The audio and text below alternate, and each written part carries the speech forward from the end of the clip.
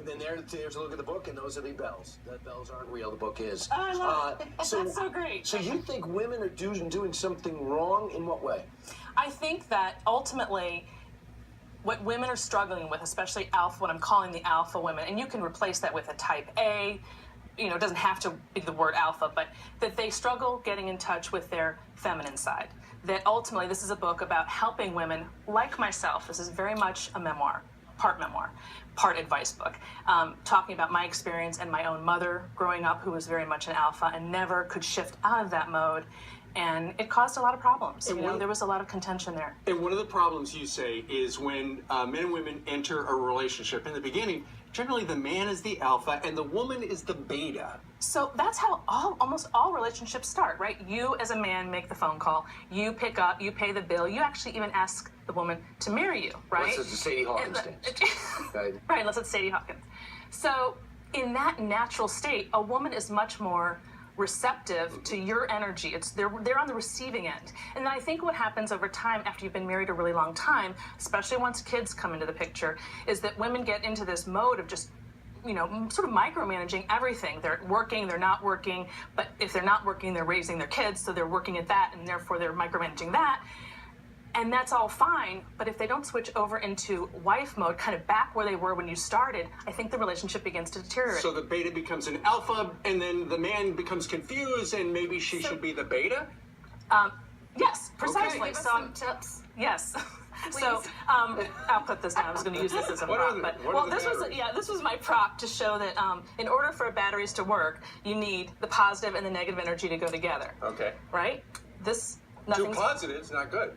So focus on the negatives, positives. So the goal is to get one of each. And if you're bringing the alpha energy to the table, and he's an alpha by nature because he's got all the testosterone, you're going to be like two bulls in a china shop, right? And then if you want him to be the more feminine person in the relationship, I guess you could do that, but that usually doesn't work for most people because women are naturally feminine. So you're alpha when you go to work, you're powerful, you're strong, you come home, and what does the husband need from the woman?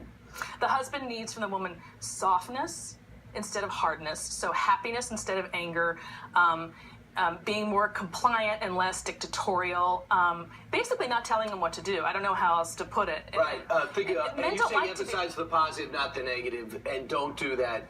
Don't do what we just saw. Vince Vaughn was getting nagged. Nagging, perfectionist, telling what he's doing wrong.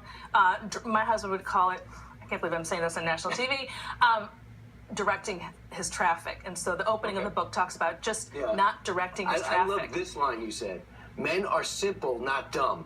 What do you mean by that? Really important. Men are so simple to love. All they want is sex, companionship, and respect. And women are so complicated that they need a whole lot more. But they don't realize how easy it is if you tap into that femininity to get that man to be more receptive to what you want. So simple. I have to ask you It's this. so simple. Last night when I found out you were going to be on the show, and I was reading, about your information about the book and all of that.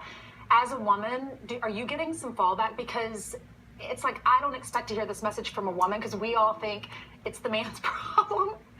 That, to me, is the problem, that we're constantly pointing fingers at the men when I'm saying we're the ones who are actually kind of the problem. Don't you think it can be both? I mean, why is it always our fault? Okay, so it's not so much that it's always your fault, it's that there's a dance. The male-female dance is such that the woman kind of steers the relationship boat, and men feed off of that. So if you exude really positive energy, really feminine energy, they're very responsive to that. If you're coming in with all this negativity, or not negativity, but if you're coming in with all this hardness, they recoil. Sure. They don't want it. They're looking for something Does the soft. man need to change it all, though, to help with us?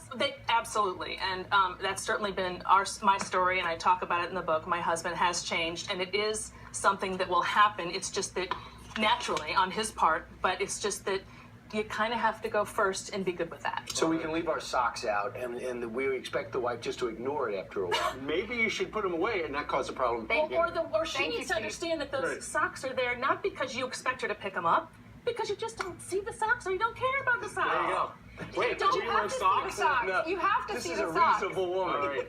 So, what do you think about Suzanne's premise here? Email us, friends@foxnews.com. You can tweet us and Facebook as well.